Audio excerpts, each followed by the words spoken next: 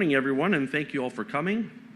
My name is Cyril Turn, and I am the MLA for Spruce Grove and Stony Plain, and I will be your MC for today's announcement. For media joining us today in person and remotely, we will be hearing from the Honourable Dale Nally, Minister of Service Alberta and Red Tape Reduction, who will provide a brief overview of the 2021-2022 Red Tape Reduction Annual Report.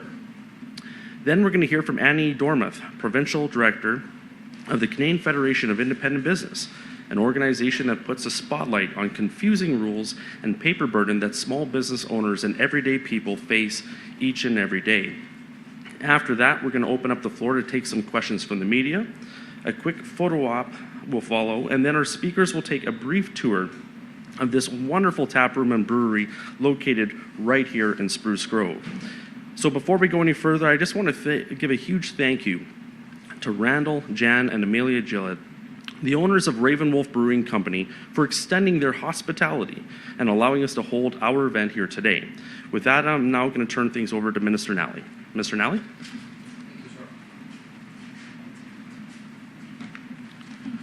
Good morning, everybody. Well, what a great backdrop. There is no better backdrop than a small business that got its start during the pandemic. So I am very excited to be here. Thank you, MLA Turton, for the introduction, and thank you to everyone for coming. Whether you're here in person or attending remotely, we're glad you made it. I'm here today to discuss the details of the 2021-2022 Red Tape Reduction Annual Report. It outlines the government's successes at reducing red tape over the last year and how our government continues to make life better for everyday Albertans, as well as job creators. As you may have heard, the Canadian Federation of Independent Business ranked Alberta among the leaders for the past 2 years, and we are looking forward to see how they score us this year.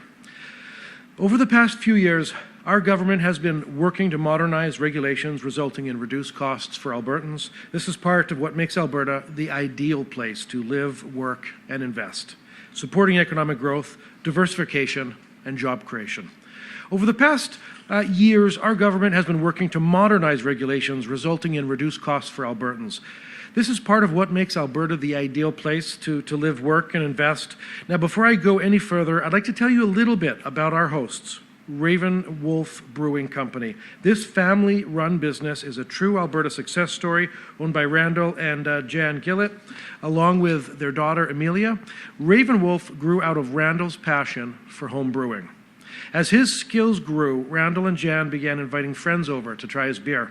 Soon they were producing for community fundraisers, and in 2021 they opened this microbrewery and tap room. Despite opening at the height of the pandemic, Randall, Jan, and Amelia persevered and adapted their business model. Now this thriving business employs a staff of 16 employees, and they distribute to 80 locations across the province. This government wants to ensure Albertans have the opportunity to pursue their passions and achieve their dreams, and that's what red tape reduction is all about. But cutting red tape is not about eliminating regulation for the sake of it. It's about regulating smarter. In doing so, you foster a regulatory environment that encourages job creation and growth while ensuring the appropriate safeguards remain in place. Turning now to the report, I'd like to spend a few minutes reflecting on the progress that has been made since 2019. Cutting red tape has been a priority for our government since 2019, and we have achieved a lot since then. Since we set out on this journey some 3.5 years ago, Alberta's government has painstakingly reviewed all of its legislation, regulations, policies, and forms, and weeded out red tape by more than 27%. We've passed 6 red tape reduction bills, amended 59 pieces of legislation, and we anticipate introducing 1 more red tape reduction piece of legislation in the spring. We've completed 575 initiatives to reduce red tape, and 100 more are underway, many of which will be completed over the next few months. And we fully expect to deliver on the promise we made in 2019 to reduce red tape by 1/3. I am pleased to say that so far, red tape reduction has saved Albertans and Alberta businesses $2.1 billion since 2019, and we expect further savings to come. That is money that is left in the hands of Albertans and job creators to create employment, make new investments, and help continue to grow Alberta's economy. So what's the story behind the numbers? If you look at the report, you will see red tape reduction initiatives fall under 4 themes. The first theme is driving economic growth. We drive economic growth by supporting business development and economic diversification. For example, in July 2022, government passed the Financial Innovation Act, which establishes a regulatory sandbox for Alberta financial services and fintech companies to have a safe place where innovative products and services can be tested without immediately meeting all existing regulatory requirements. And we amended the Mineral Resource Development Act to give the Alberta Energy Regulator sole regulatory authority over mineral exploration and production in the province to create a more certain and regulatory environment for investors. This framework is important, as Alberta is rich in minerals that support products critical to technology and future growth initiatives. There is also the improving service delivery. We continue to make important changes to streamline application processes for grants and essential social supports and help Albertans better navigate the services and supports available to them. For example, in 2022, we launched the Women's Hub, an online directory that provides a non-stop location to search for opportunities and government supports to help women succeed at work, at home, and in the community. Everyone's time is important, and simple ideas like this recognize that by making it easier and less time-consuming to obtain the needed information. And we transitioned from single-year to multi-year funding agreements for programs offered by fetal alcohol spectrum disorder service networks and family and community support services.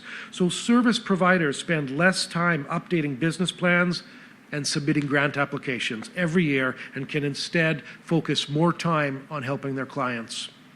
The third theme is adopting digital solutions.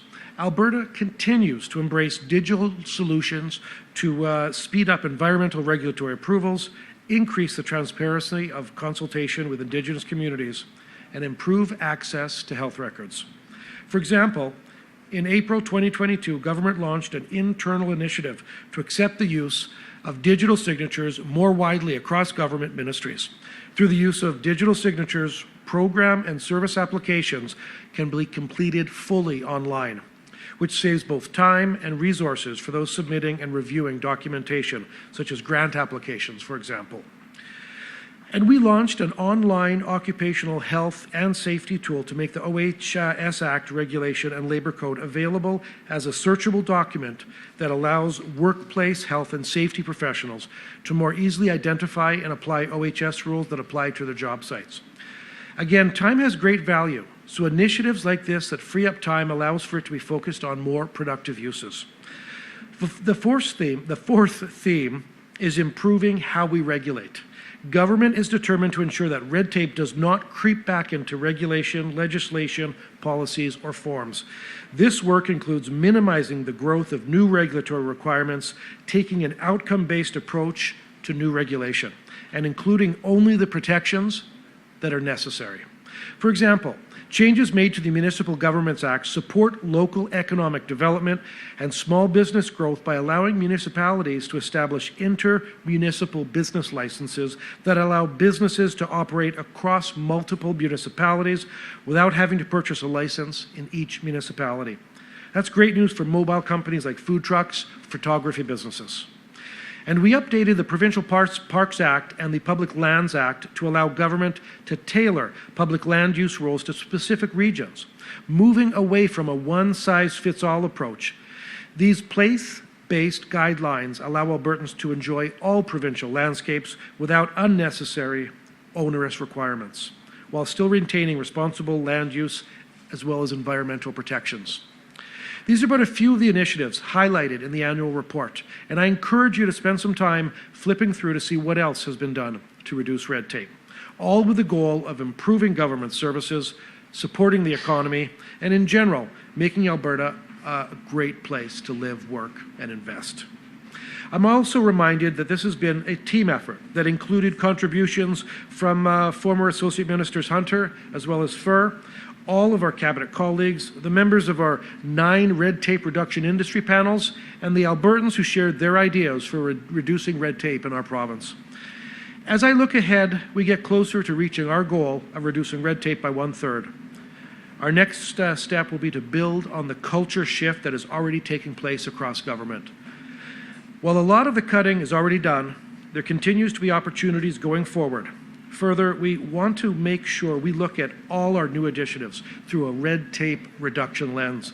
In other words, we need to think about red tape at the front end and how to keep it to a minimum rather than having to thin it out a few years later. That means asking important questions like, should we regulate this activity? What parts of it should we regulate? How should we regulate it in a way that saves costs and time for those who are being regulated? To sum up, our guiding principle should be to generate better outcomes for Albertans and job creators, while still ensuring the appropriate safeguards are in place to protect the things that we hold dear, like privacy, safety, and the environment. Red tape reduction has already helped make Alberta a better place to live, work, and invest. That's why more companies, including those in the tech and innovation sector, are choosing to set up in our province. And that is why we are seeing a steady flow of people coming to Alberta from other provinces and from abroad in search of a new job and a fresh start. They see the opportunity. Thank you.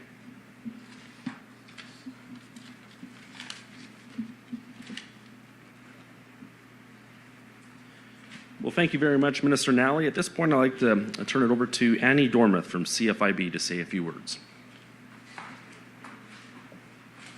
Thank you, and thank you to, of course, Amelia here. I know she's in the back there, running her business, which, of course, is what CFIB does represent, the amazing small businesses right here in Spruce Grove. Talking to Amelia that, they started this business during the pandemic, and they were really mainly able to survive because of the great community support here. But back to why we're here, red tape reduction.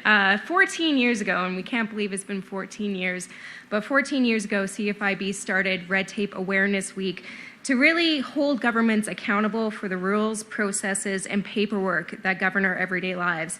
We continue to grade government's progress, highlight good examples of regulatory modernization, and where governments can reduce red tape. And of course, red tape can take many forms. It can range from having to wait hours for a passport. I think we all saw the media reports of that throughout the summer, and something that the CFIB will be highlighting tomorrow with our Paperweight Award. It can also, amount to getting a permit from your local municipality, or it can be a complicated government form, or it can simply mean bad government customer service. And it's not just something that business owners care about. 92% of Canadians say that governments should make it a priority to improve their service to the public. And of course, red tape hurts everybody, and all level of governments should be looking to reduce it wherever they can. Just today, CFIB also released its new report, putting a highlight on red tape reduction, on physician red tape, and how that can free up more time in the healthcare system. And with that, I thank the government for all of their work to date, but of course, more work can be done. As we head into Red Tape Awareness Week on Wednesday, we will be announcing once again our Red Tape Report Card grade. And spoiler alert, it may be another A grade for the Alberta government. Thank you all for being here.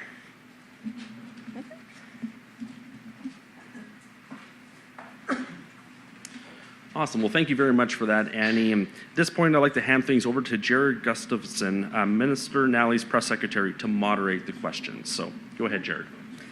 We will now take some questions from reporters. We'll start with those here in person and then move to the phones. Just a reminder to reporters, it will be one question, one follow-up. Please state your name and outlet for the record, and please also specify who your question is directed to. Please come to the mic to ask your questions. Hi, Emmanuel Prince-Tovet from Radio-Canada. Question for CFIB. So, in 2021, you graded, each year you grade the provinces about their Red Tape Reduction Act. 2021, Alberta got a 9.4 grade. In 2022, it lowered to an 8.8 grade. Is Alberta getting worse at red tape reduction? Well, again, Alberta does know what grade it's getting. The full announcement of all the provincial grades will happen on Wednesday of this week. Every year, CFIB evolves its red tape report card. We evaluate on different criteria. But the main kind of three criteria we grade on is government accountability, political leadership, whether or not there is a regulatory budget, as well as other methodology, including overall regulatory burden. The government has really included all three of these ingredients, I would have to say, into a successful formula that's been evident over the last 3 years here, going from Ds and Fs to B+, and then As, and then on Wednesday, once again, we will be releasing those grades. And spoiler alert, I think Alberta will once again be in the A category. Here, here. Great. Another question for Minister Nally. You talked about the importance of having like a red tape reduction lens when adopting legislation. Could you tell us like a real example of what happened when you cut red tape at the origin and not afterwards?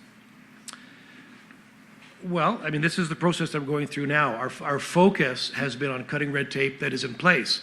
But everything that we do is through a red tape, excuse me, everything is through a red tape lens. So a piece of legislation that I was responsible for doing in my previous role as the Associate Minister of Natural Gas and Electricity was the electricity rebates. And we wanted to make it easy and simple as possible for Albertans. So at the time, we said that we were going to have these rebates, the electricity rebates go directly on people's bills. It was the easiest, fastest, simple way to do it, and kept red tape to an absolute minimum. And we are going to have that laser-like focus on keeping red tape to a minimum at all times. Yeah, but that rebate that isn't applicable to everyone. Those people who have some meters, they don't have it. The electricity rebate. Well, that's a separate conversation we can have offline about the electricity rebates, but your question was about the red tape reduction, and our goal with that legislation was to get the rebates in people's hands with as minimum red tape as possible, and that's why we had it on their electricity bill. Every Albertan who received an electricity bill received a rebate, and I believe it was about 1.9 million Albertans that received those rebates directly on their bills. Thanks.